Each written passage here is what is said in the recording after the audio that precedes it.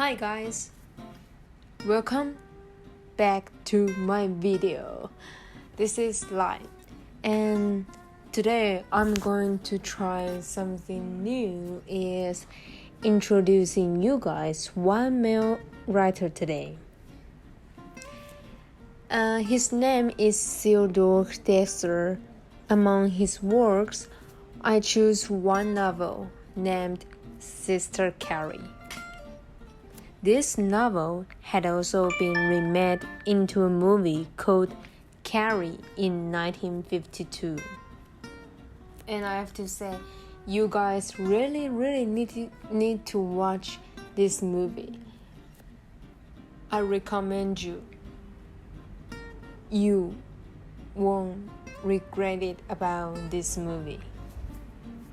So, about the video today, I will divide it into three parts. First, I will summarize Sister Carrie. Next, I will share three passages I like to you. Last, I will compare this novel with another novel named Fingersims by Sarah Waters. I have introduced before. Okay, so now let's get started. Okay, so here comes our first part, summary. Before telling you the summary of the story, let me briefly introduce you three main characters.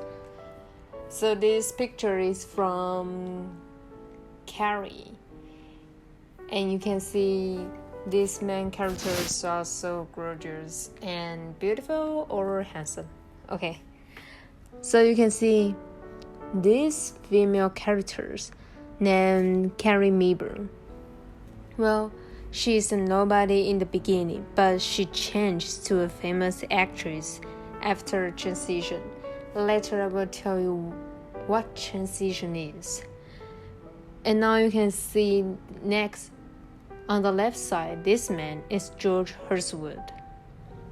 He's in upper middle class and holds a fancy bar. However, he becomes a vagrant in the end. Vagrant means like a beggar in the street. And last, this man on the right side is Charles Duet. He attracts Carrie's beauty and also install her in his large apartment. Unfortunately, Carrie Meeber runs away with George Hurstwood, and they never see each other in many years. Yeah. Okay, so now the summary of the novel is about an 18-year-old girl named Carrie Meeber living in a rural home. One day, she decided to take a train to South Chicago to find her sister. When she arrives in, South Chicago, she meets two important men in her life. Two important men are George Hurstwood and Charles Duet. And she also experiences various changes in her life. Because of these encounters, in the end, she becomes somebody and a capable woman.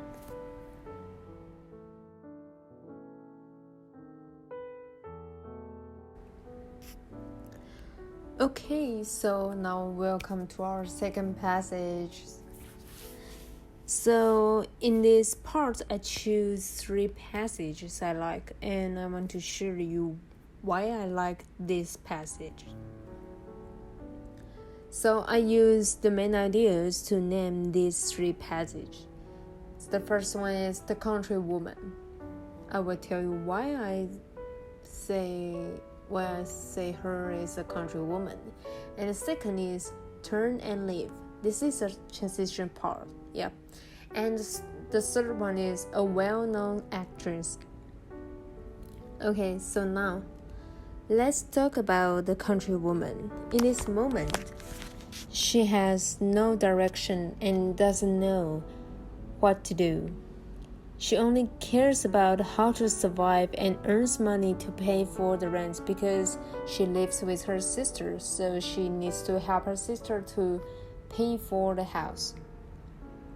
Besides, I think she's innocent and fearless. Why? Because at first she meets Charlie Stewart in the train, and they just chat for a while. After leaving, she has a hard time for finding jobs, so she uses the car to find him for help. The most unbelievable thing is she can rely on the man she knows for a few days and lives with him. This really, surprised me. Just because for surviving, so she trusts this man and also lives with him. So, the next main idea. This main idea of the passage is turn and leave. And this part is transition part. Because after leaving Charlie Stewart, she chooses George Hurstwood and they run away to another city. However, unfortunately, they live poorly and also stay in a shabby apartment. You can see her clothes is not that fancy anymore. So that's the reason why. And during the difficult times, George Hurstwood always wears clean and neat suits. And this shows that he doesn't want to abandon pride and dignity. In contrast, Carrie can adapt to the environment and accept everything. And then after years by years, everything seems well. Until one day, he wants to go back to see his son. And Carrie thinks that he wants to leave her, so therefore she goes away and chases for her dream. So now let's talk about her dream, the last part, a well-known actress. Last, after she tours worldwide, she comes back to the city again. In addition, she becomes a popular actress. Even though she becomes somebody, she doesn't forget her lover. When they meet again, their misunderstanding is resolved, and she wants to keep him with her. However, he wants to keep his honor, so he departs gently.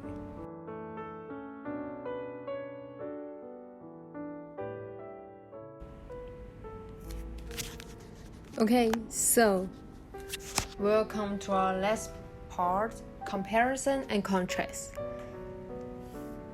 Here and about this part is about the similarities and differences of the novels. It's about the Fingersmiths and also the Sister Carrie. I want to compare these novels about their similarities and difficulties. So now, let's see. I would like to talk about similarities first. You can see that I list 3 main points. First is women's transforming process. And the second is don't follow the rules anymore. Last is cherish their lovers. So I'm going to talk about the first one. Women's transforming process. In the novels, we can see that both female characters have hard times in the beginning. They need to face the challenges and solve the problems. Hence, they become independent and stronger. To me, I think this idea is great. In our lives, from babies to adults, we may have some troubles or stuck in some moments. But just don't be afraid. The bad thing is, in this world, methods are more than you think. And second, similarities, they don't follow the rules anymore. From obey to make their own decisions. In Sister Carrie, when Carrie Meeber arrives to South Chicago, she knows nothing. The only thing she knows is depending on Charles Stewart for surviving. However, she meets the only man she loves and runs away with him. During their hard time, she makes lots of decisions like whether to keep the baby or leave George Hurstwood, and then find another way to live. Similarly, in Fingersmith, in the beginning, Maud and Sue obey others' instructions to do things. Nevertheless, one day they fall in love to each other, but encounter difficulties. In the process, they are interfered many times and almost give up their relationships. Last, luckily, you can see, they are with one heart, and they finally find each other. So the last one is to cherish their lovers. In Sister Carrie, Carrie leaves her love and goes to chase her dream, and then she becomes famous. Many years later, when she arrives South Chicago again, she meets George Hurstwood.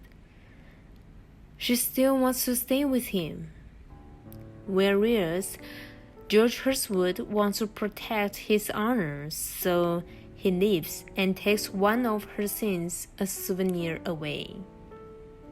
On the other hand, in Fingersmith, although they separate for a long time, they don't change their minds.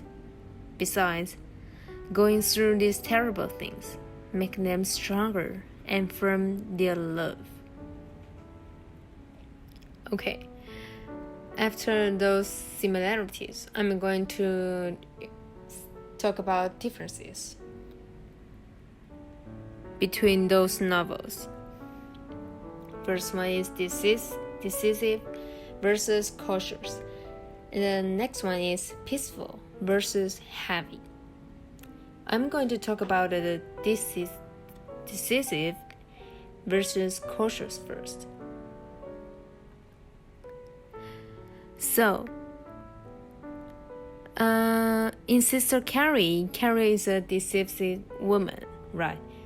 Yes, she missed lots of time to choose which way to go. However, she seems not to care about the consequences. She just wants to follow her heart and walk to the way without fear. When the problems come, she solves them and faces them bravely. Besides, in this novel, Carrie just needs to be herself. She is optimistic and lives freely in any time. She also can try anything she admires. To her, there's no limit. In contrast, in Fingersmith, both female characters are super cautious. They want to make sure every step in the right way because they are afraid of losing or messing up things. In this novel, they need to be denied in any places. They need to pretend it like a doll and obey the rules. To me, I think they are pessimistic. Luckily, although they have a transfer and escape the disaster, I still can find out whether they are truly free or still stuck in the past. And the last one is peaceful versus heavy. After reading Sister Carrie, I feel like this is a peaceful story. It tells me about the woman's experience and how does she face the problems. People show their desires and confess to others. They don't hide. They are more open-minded. In contrast, Sarah Waters used to me, I think she used kind of heavy ways to describe the novel. There are lots of violence and black sides like how women treat Maud badly or people are fake. People don't use their real sides to treat others. In this novel, to me, each character hides their real souls and lies to others.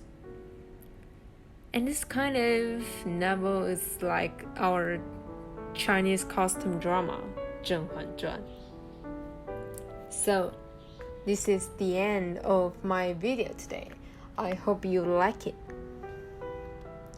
Au revoir!